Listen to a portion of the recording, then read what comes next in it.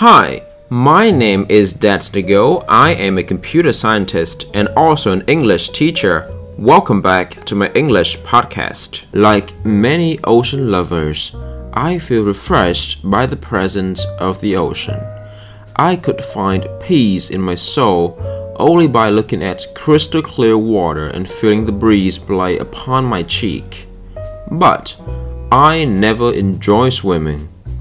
If you almost died in the sea like me, with lots of water up to your nose and in your mouth, you would never have the courage to swim again. That's also the time I realized how the sea tasted different from fresh water. That memory half frightened me, half provoked my curiosity. So I did a little research to see why the sea was bitter and why it tasted different from the lake, river, stream water, or tap water.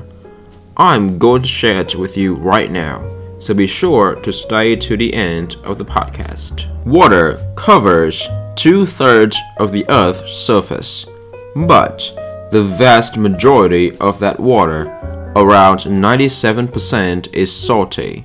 Some areas of the ocean are saltier than others, but on average, there are 35 grams of salt per kilogram of seawater. The seawater near the North and South Poles isn't salty since it is diluted by melted ice. Meanwhile, in warmer tropical areas, the water is saltier.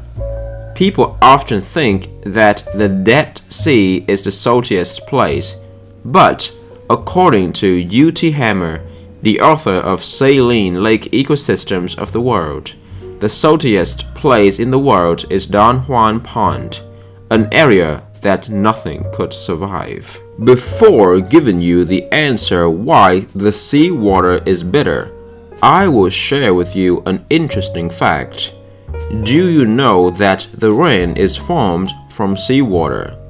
When the sun heats the water in the sea, it changes into gas, rises into the air, and forms clouds. Then, when the clouds are heavy enough, raindrops start to form and rain down onto our head. You may wonder, so how does that have anything to do with the sea bitterness?